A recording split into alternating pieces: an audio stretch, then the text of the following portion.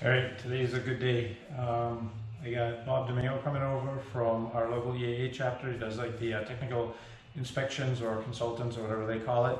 So kind of put the pieces together, cleaned up the shop a little bit, and hopefully we'll be able to capture some of that on video without looking too obnoxious. And he did the wings 2 or 3 years ago. I learned a lot from him. Want to make sure don't make any rookie mistakes. Overall, he was pretty satisfied with I've done everything, and looking to see if we can learn something from that today. All right, I'll keep you posted. All right, looks like it's working. All right, so we have Bob DiMeo here from EAA 106 chapter, up in Lawrence, and he's checking out what I've been spending all my time on here, and kind of just follow along a little bit on things to learn. Things done bad or wrong or good or what have you. So I took the center console because he wanted to look at some of the tension cables here. I'm going to pop the front rudder panel off to show him how the cables are actually adjusted for the rudder tension. And then we'll pop the back open so you can see where the turnbuckles are for the aileron cables. So, all right. The camera's kind of giving me some headaches, so we may get spotty coverage. So this one here... Correct. No, sorry. This one here, I believe the only adjustment is what you have here. Yeah. And then this will adjust both. Right. That adjusts both. Yeah. Right.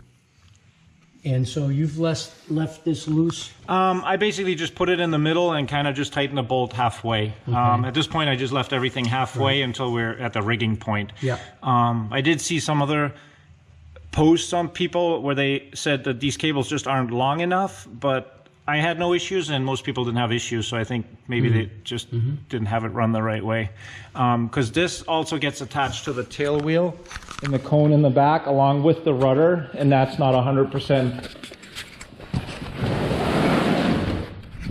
So this, I just did this in case whatever, I stomp on the rudder and you don't want to, move the tail wheel. So that's just temporary. There's probably some measurement that you correct. I believe the starting point is whatever the fourth one in, or wherever I have it set. So this does, you can hook it onto there. Yeah. Basically, you don't have to.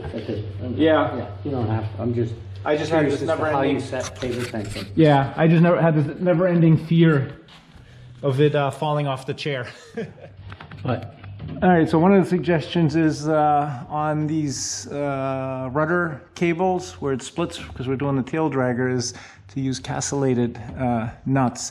And I've heard that discussion before, so that may be something that we'll do, or at the very least, once we get it rigged and torqued, that we put some torque seal on it. Definitely put torque seal on it, because you don't want that nut to move. Yeah, no, agreed. Maybe that's why they put so many extra threads. Yeah. So speaking of nuts, I've brought this up before, and Bob just mentioned that this one doesn't look like it has enough threads on it. So I in the past had checked and double checked, make sure I have the right spacers and everything. But that one, just put a longer bolt in there. Yep. Yeah. It only has to be another inch.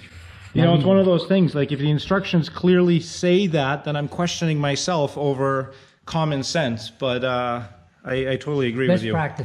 Best practices, yeah, makes sense. 1.5 threads. Yep. Same with here. Yep. 1.5 threads. Oh yeah, that one's short too. Yep. Was this a note on it? Yeah, look. Yeah, too short, my question mark. Yeah. I was actually referring to this one, I think, rather than this one, because this one moves, and this one doesn't. So I think that was my reasoning behind it. But yeah, I end up questioning myself a lot. Yep. They're not always right. Yeah. It's got a big surface. All right, so we're talking about my pitot, but because I have the closeout in there, we took a look at the online picture, and this is the way the pitot is. Bob was concerned to make sure it goes up, most likely for the drainage, but then he pointed this out. So what I do is I wrap fuel hose around it and then safety wire it, and I've done that in several locations, including back there with the wiring, and I don't know if it's hard to see, but I also did it with some cabling up inside there. And that vibration will cut through all of that over time. So I'm gonna replace that with the method of Adele clamps like there. I think I was just thinking lightweight and efficient going that route, but that's a good point to not do. All right, so you noticed the wire tie here, and I did explain that this was just a temporary thing because we still got to run more wires. It's basically just for positioning and location of the wires. Right. But then we started talking about if you put Adele clamps everywhere, it kind of sometimes they don't fit or whatever. But wire ties are good.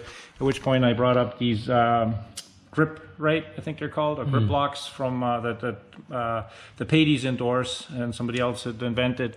And those, because they are wider, they're nylon, they're not car grade, and they have the rubber. Yeah, actually, you can, you know, where you have that rubber hose, you can use those as well if you wanted to try and use those instead of the Adele clamps. Okay, that would be fine. All right. It's just that there's a lot of surface area there, and it won't cut in. Okay. Yeah, that's a good point. I like the idea of using these. Another thing that people may or may not notice is that they're actually reversible. So once you lock them, there's a release tab so you can unlock them. Oh, that's cool. Yeah. So at $1 a piece, I don't know what they cost, but they're expensive. Yeah. At least if you mess one up, you can always undo it and redo it. Yeah. So I think we'll probably use this. I like the concept, and if that's acceptable, then I'm good with that. I like that. Yeah. Thank you.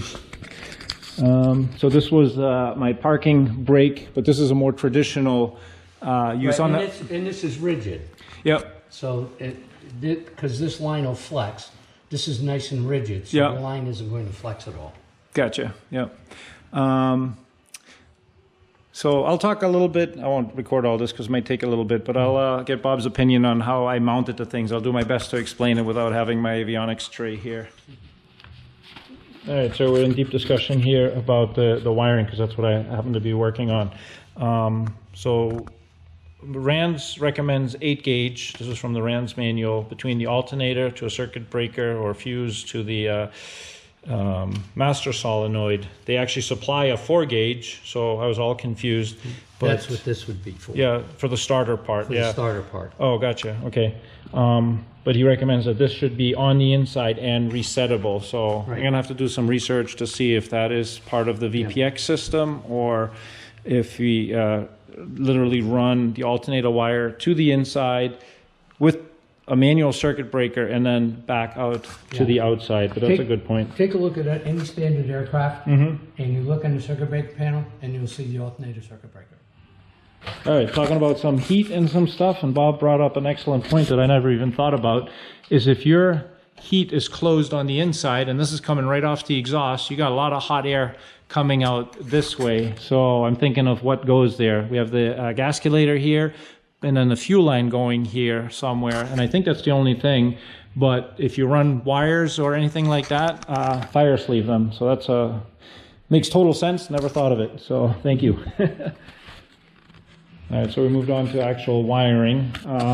This is some of the stuff that I've used at work. It's basically glorified welding cable. And one of the things I noticed by the RANS provided wiring, this is all 4 gauge, like I said, they have a SAE certification or rating. So I Googled that, and then this has the ICE-ROHS. Couldn't really make any sense of it, but Bob brought up a good point about it's really all that matters is if it emits toxic fumes once it's burning inside the plane. Now, for us, all of our high current wiring is going to be outside on the hot side of the firewall, so it's probably less of an issue. But recommendation is go with the stuff that RANS supplied, and seeing how we relocated the battery from the back to the front, I have a huge roll of probably 15 feet of 4 gauge left over, so that's enough to do all of the high current wiring in the engine.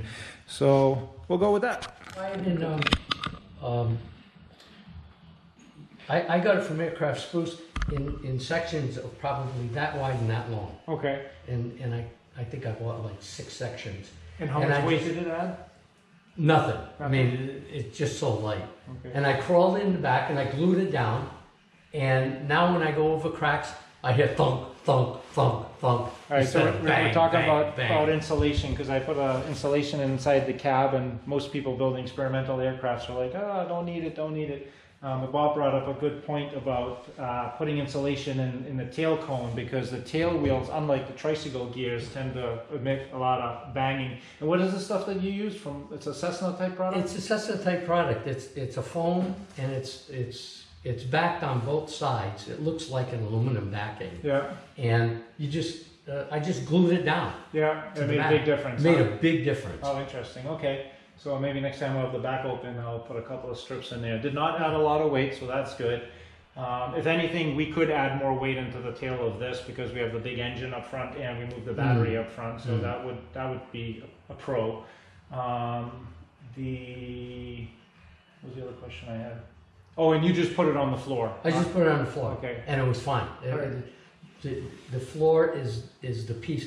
The floor is flat, so it's not stressed, where the sides and the top are curved. Yeah, so so they're much more rigid. It's Okay. much more rigid. So, and so the floor will do this yeah. when you hit it, and it just transmits the bang. And this is a similar design where the floor is flat and the sides are curved. Yeah. So that makes a lot of sense. Okay, very cool. I like that idea.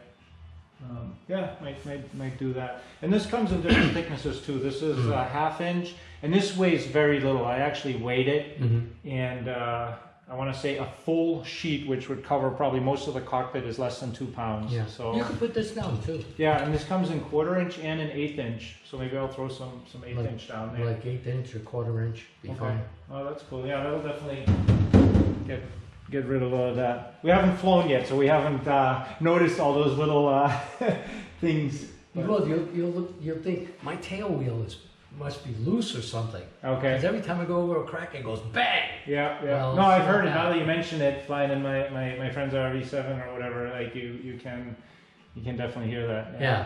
Oh, that's cool. All right, so that's insulation. All right, so we're talking about the baffles and the seals that I've been working on. And my question was, if we're trying to keep the engine cool, why are we blocking all of this on the bottom with these little strips and all that hokey stuff? And Bob just explained that the idea is you have very high pressure, fast moving air coming in this way, and the idea is to slow it down and then have it go slowly, and I guess take a lot of the heat of the cylinder Take the heads. cylinder head heat away as it's going down through the cylinders. Gotcha. So this will actually be part of the coolest part of the engine, even though you would think it's the hottest part, but the warmer part's going to be on the bottom and in the backside. Right. So that's really good. And what we were just talking about, the seals, maybe you can explain that again. Yeah. What's a good way to get the seal to line up with the cowling? Well, you put the engine on, Yeah. and then you put the cowling down and look through here, Yeah. and you should see about 1 inch all the way around. And Okay. if not, you just keep cutting the baffle. The rubber. The baffle itself. Oh, the baffle itself. Until you Okay. got about 1 inch off the cowl. Uh-huh. Then when your your baffling material goes on, typically you do your baffling material on the inside. Yep. Okay? And then as you push your cowl on, the baffling should be long enough that it lays over. So it lays over about that much. Okay. That way, when the air comes in, this is a high pressure area, it pushes the baffle up against the cowl. And you don't want it to pop the other way and let You don't the want air it to out. pop the other way and let the air out. Okay, so the strip they give you is a 1/2 inch. The material is 3 inches. Right. And if you say, ideally it would be 1 inch spacing, we would anticipate to cut, like, if this is 1 inch, will we want 2 inches exposed on top? Probably, of the 3? probably a couple of inches. And eventually it'll set. Okay. Once you've been flying long enough, you take the cowl off and you'll see the baffle Will material stay in that will stay position. in that position. Now I've seen people like on the corners glue it together. What do you glue Fold that it. stuff with? Fold it over, you can use contact cement. Oh, contact cement will Yeah. stick to that silicone stuff? Stick to the silicone. Okay. And eventually you won't need it, because It stays that way. it just stay that way. Okay. Again, I think I'm just trying to figure out, like, that part always looks messy. Yeah. There's glue and red stuff everywhere Yeah. and rivets, and it's very Yeah. aesthetically satisfying. But a neat way to do it. You could use one strip of baffling material Yeah. here. Then this might be a strip, and then you'll cut a corner and another strip would go from here all the way across, and another strip over there. So you might have 1, 2, maybe 3, 4, 5 strips Okay. of baffling material. So I probably jumped the gun a little bit by drilling these holes, huh? Well, that's where I mean- you're gonna rivet the baffle. You gotta rivet the baffle material to the baffle. Yeah. So you'll probably put another one here. Yeah, I haven't done another these one yet. over Yeah, here, yeah. and you'll probably put another couple here. Yeah, I was gonna do that. I just haven't done it. So this piece was bent backwards when I built this. Yeah. So RANS just sent me this one, Okay. and none of the other ones had holes in it, and this one had these 3 holes up top. So I'm Yeah. like, oh, okay. So I kind of kept those similar 3-inch, spacings, and I did all the other ones to Yeah, try and get. you could have left this one off. That's why the tape is there. I'm gonna take that one out Yeah. again. I did that by accident because like I glued in between there too. Yeah. And then these are for the spark plug wires, regular Mhm. grommets. That's all good. Yep. Okay. You see people using these like sophisticated plastic things, and this is my air to cool. Yeah, a lot of the conventional ones is that 2-piece plastic, and all the wires would come through here Yeah. and go to the spark plugs. And what there. type of plastic is that? It's a phenolic. Yeah. Okay. It's Oh. 2 pieces, two parts. How would you address this issue? Is this something you gotta get connectors coming onto here? Yeah. But they give you 2 of these holes. I drilled the other 2, and they're not like this one was one that they supplied. Mm-hmm. But it just seems awfully tight to twist the connector around there. You may end up coming like over the top or something. Yeah. You have to route it. Just be aware again of vibration. Yeah. Just take any wire that you put in there and flick it Mhm. and see if it's going to touch anything. Gotcha. Well, obviously it's gonna rub up against the back of this, no matter which way you go. Like the. Yeah, I don't know why they would put it directly behind there. Yeah. Yeah. Well. I would have put it off. Yeah. So that like over here. Exactly. And Yeah. then take one wire to here and one wire to there. Yeah. Type of thing. But So. All right. I know you gotta go, but. yeah. Okay. Tell you what. Thank you so much. Fill this out. All right, so this is very impromptu. Unfortunately, Bob had a scheduling conflict. I guess he was here for almost 2 hours, hour and a half, and he had to run.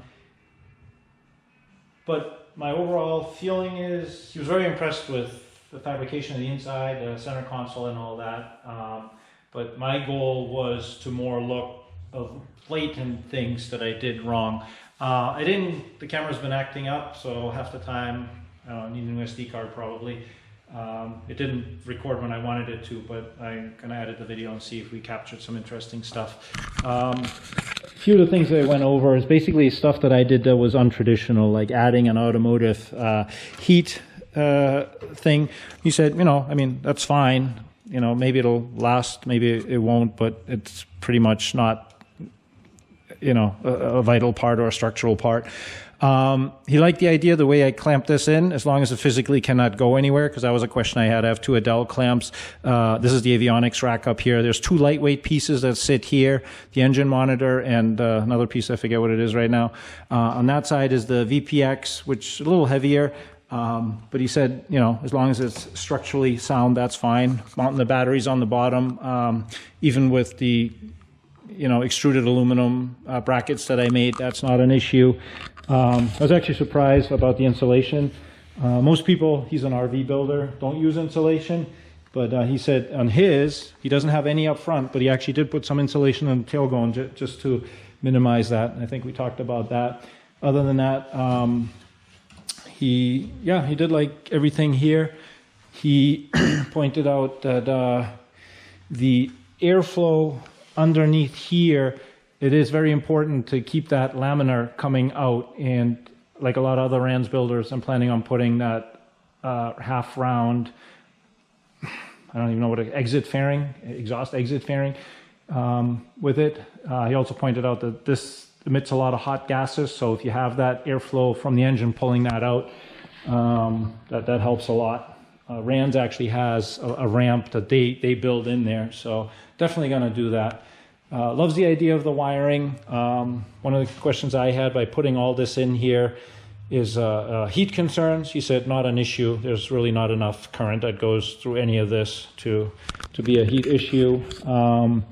Temperatures in the engine bay, generally not an issue either.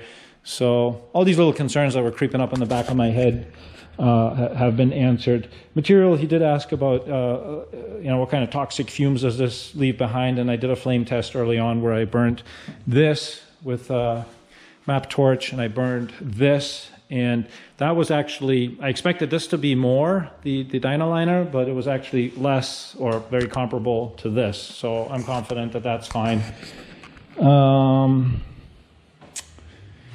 Yeah, I guess some of the things that I'm going to change is not using the safety wire with the fuel line around it, which I have back there. So probably go to the zip ties of some sort. The hard line, he loved that because you don't have to replace it compared to the rubber lines. We did spend some time on the rigging. He explained a lot of stuff, but ultimately we haven't rigged it yet. So set tensions and all that. As you know, I just got safety string here with wire ties up there just to keep tension on it. But all in all, I would say it went very well. If I think of anything else, I'll fire up the camera again, but there's a video of our second tech inspection, and like I said, he did have to bolt out early. We could talk about this stuff forever, but he had to go back up to New Hampshire for a flight lesson that his calendar was scheduled for last weekend, but I guess it was this weekend. He did like the idea of the stainless fuel lines for the same reason of not using the rubber for the oil tank. He said rubber with oil, I thought that was interesting, makes them soft over time. So if you pump in oil through it, it makes the rubber line soft. And if you're pumping fuel through rubber lines, it makes it hard. So yeah, I guess if I think about it, that makes total sense, but did not know that. Yeah, so anyway, hope you enjoyed that video. Hopefully the content has some use. Thank you, and have a good weekend.